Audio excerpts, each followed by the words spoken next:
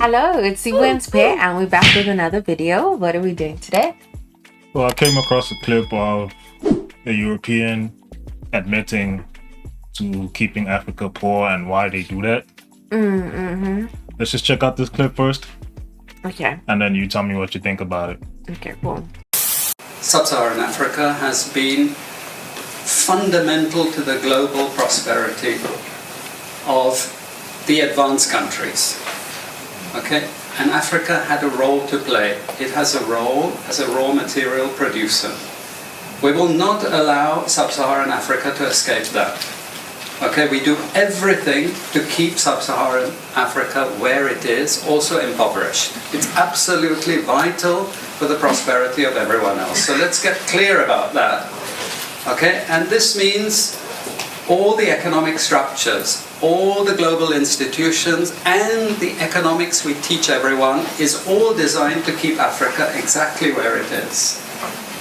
And whether it is Europe or US or now China, it's always the same. We need Africa to be impoverished because we need those raw materials and we need them dirt cheap. What are your thoughts? I mean, it's sad to hear it. It's sad to hear them say it, but like, we know this. And it's like, it also gets a little frustrating sometimes when you hear people like, well, why don't Africans do stuff for themselves or get them out of that situation, or, or get them out of poverty? Do you know how hard it is to get yourself out of a situation that is purposely imposed upon you? And you know what I'm saying? Like, where people actively put effort into, keeping you in a situation. It's not very easy, as opposed to like, you got yourself in that position and now you have to swim yourself out.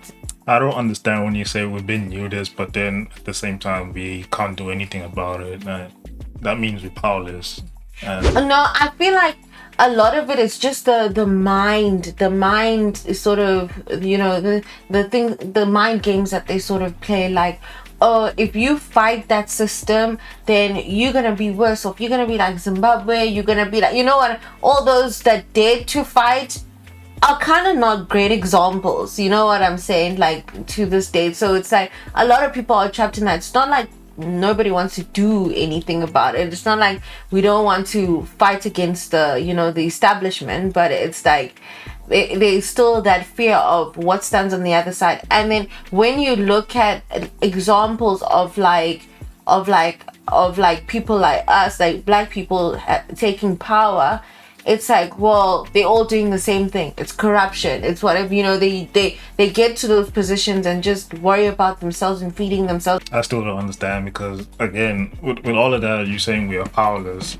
And that's what... I'm not saying we're powerless. I'm just saying we are crippling ourselves mentally because we are listening to those mental, those mind games that are being played, like making us feel like we're powerless. But it's like, at the end of the day, it is still to us to shake off all of that, to be like, no, you know what, screw this. We need to start taking a stand and making a change, and that change is only going to come from us because nobody on the outside is going to care about us like that. It's like so deeply entrenched that if you're not willing to go to war for it, then just let it go. So like, for example, Europeans have come here and then have given us this democratic system, and then they say we need to operate using democracy. And how do they control the democracy? They fund the parties who are like in charge of the country and who are campaigning for democracy. They fund these parties, and then they give these parties mandates to enact whatever interest that the people who are funding them. Not very democratic now, is it? So they control the populace by saying vote. It's like they give you this, like you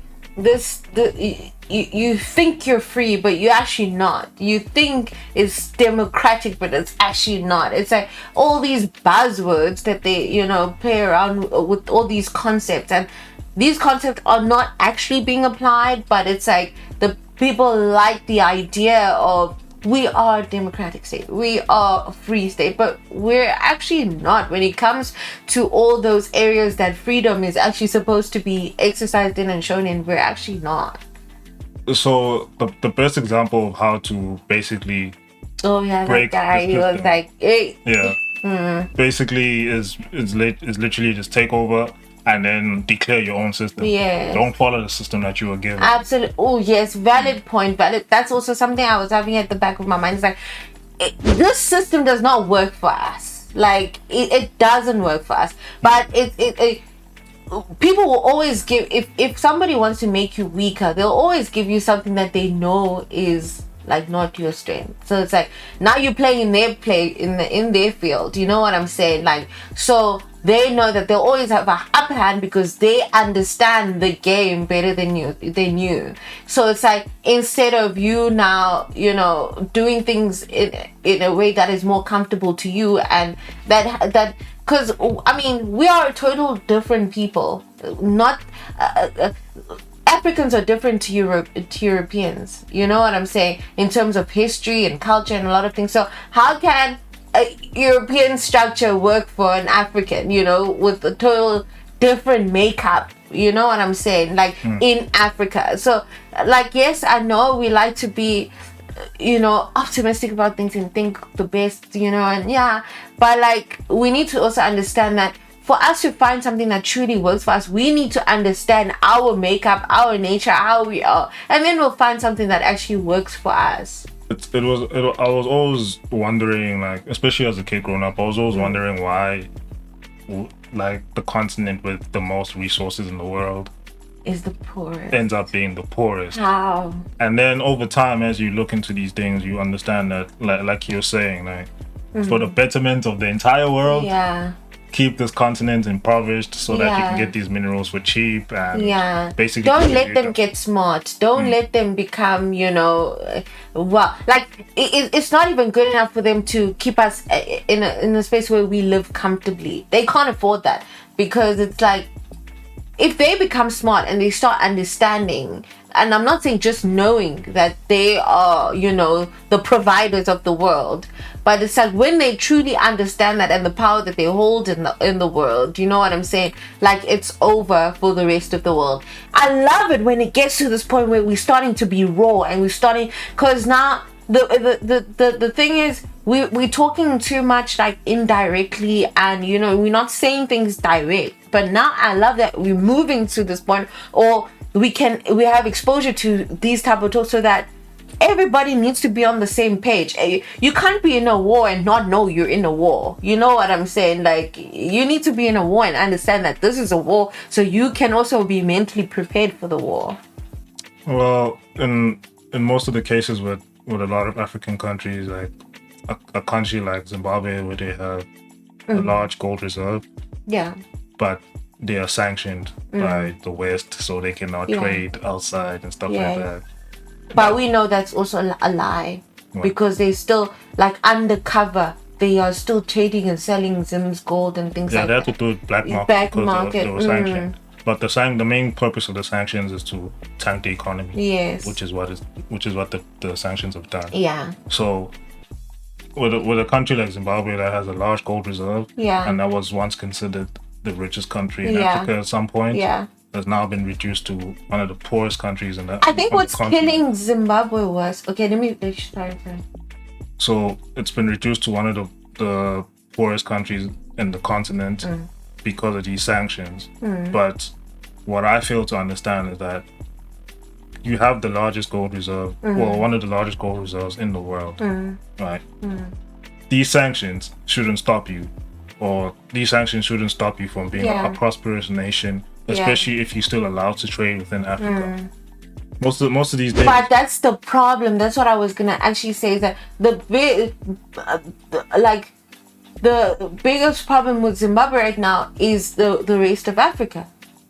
Is we are not coming together as Africa, because what's killing Zimbabwe more and all these countries, like, individually, is our refusal of Africa to actually work together. Like, yes, I understand that a lot of things don't matter to us as they do to other countries, like perhaps gold. I'm not saying that gold doesn't matter like that, but like in terms of like refined gold into something else and whatever, sometimes it might matter more to a European country or whatever, right?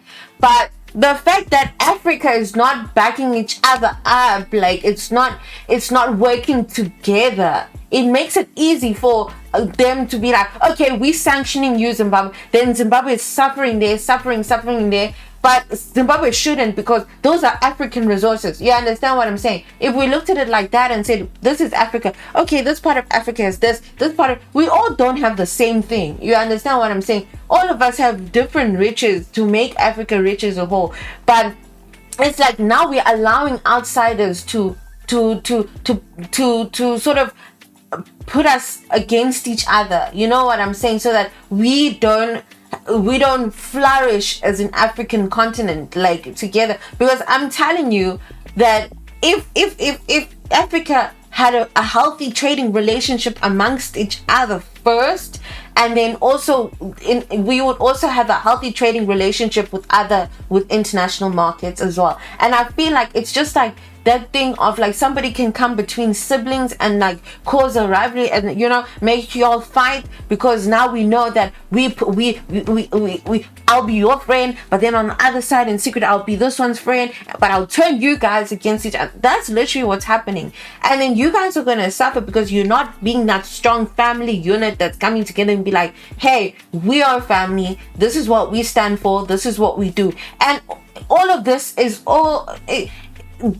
the secret to our success is in the secret of us understanding how to trade amongst each other as Africa, so that we can start trading with other countries. So a lot of things with all of this is that the Europeans tend to fund people who are greedy, and that's how they get to the very top. So they usually get like leaders who want to get to the top, and then once they get to the top, they fund them, and then they want them to make them more greedier. Yeah. So that these leaders will usually just think about themselves and not about the people that they're supposed to serve. Of course. So you see that now in South Africa, you're seeing that in Zim as well. You're seeing that in a lot of African countries. Like the main complaint that Africans have, even in Nigeria, you've seen this. The main complaint that Africans have is that their leaders are very greedy. Yeah. And their leaders do not want to serve the people. I feel like in Africa, we need to have a zero tolerance now for bad leadership. And that could be for Zim, for Nigeria, for South Africa. I feel like we all as Africans should just come together and fight against bad leadership. Now it's becoming more than just one country's problem. Like we are suffering because of an influx of immigrants, or refugees rather, because there's corruption in Zim, there's corruption in other African countries, and it's like it is our problem as well. It's all of us' problem, and we need to fix that in order for people to, because nobody doesn't want to be at home, bruh. Like everybody wants to be at home. If home was nice, then you'd want to be at home. You wouldn't want to be treated ugly in another place and being sworn at and being killed in another place. Like if you could be at home, you would be. I don't think anybody wants to leave, because people leave most of the time because it's bad. You don't have a choice. You have to leave. Things are bad, and it's individuals that are making the lives of many people so unbearable, so horrible. We need to fight those individuals, and we need to fight them collectively. Once we can stand, because there's nothing those few little people can do against a majority, then we are going to stop this thing of Europeans embezzling money or giving money to these people, these bad, horrible, evil people that are now running our lives and controlling us and determining our futures. No, we can't sit there and act like we don't have power against these people. The problem is we're not coming together, and our prize will only come to us when we actually do come together and work together. It's almost like if you believe in God, right? It's almost like God has only set aside the prosperity of each African country only once Africa comes together and actually works together. Then it's like that's the only time you Africans will be freed and happy, is when you actually come together. So until that day, you're gonna suffer. All of you suffer individually. So I guess that's the strongest case for Pan-Africanism. The prosperity of Africa as a whole. Yes. And yeah, unfortunately, it wouldn't work in today's age with the current leaders that we have, because We need to get them out then. The current leaders. We need to do something about that. We cannot be controlled by individuals. Like, how many countries are there? And how many individuals are there in power? And how many people who are not in power are there? How many Africans? No ways. No ways. It's enough. At some point, we need to get to a point where it's like, it's enough. It's enough. Enough is enough. So the approach of some of these African leaders now that they've taken, like this one African leader from Burkina Faso specifically, he literally just took over the country and decolonized the whole country. France is not happy about that because a lot of minerals from that country goes to France. France is not happy about that. They're trying to fight it, but there's nothing they can do because that guy controls the whole military there, and absolutely the people there are behind him. What's nice is the neighboring African countries there are also behind that whole movement as well. Beautiful. And they're basically helping each other. Now they're gonna force France into a position where they have to start acting right if they want their minerals back. Now it's gonna be like, you don't come take, you know. So unfortunately, what's been happening in Africa has been exemplified by what's been happening in the DRC. The DRC right now is basically in a war zone because the DRC is basically the biggest cobalt resource in the world. What is the war in Congo about? The war in Congo has many layers to it, and the reasons have evolved over time. The reason at play today is the heavy deposit of mineral resources, particularly cobalt. Congo produces around 70% of the world's cobalt. Cobalt has become a significant mineral that is said to be the key to the future, and everyone wants it. The US, Britain, France, Israel, and many other countries continue to finance rebel groups to destabilize Congo so that cobalt could be extracted at a cheap price and also easily smuggled out of the country. The Congolese people have become slaves in their own country, controlled by rebel groups to manually extract cobalt for sale in the black market. Most of the cobalt that is exported by Rwanda is actually smuggled illegally from Congo through the help of the M23. The discovery of cobalt has made Congo one of the wealthiest nations in the world, but making its people the poorest in the world. Cobalt is used mainly for lithium-ion batteries for smartphones, tablets, laptops, electric vehicles, jet engines, medical scanners, and many other devices. In the course of this war in Congo, 6 million people have been killed and 7 million people have been displaced. But guess what? The entire world is silent about this matter. Done.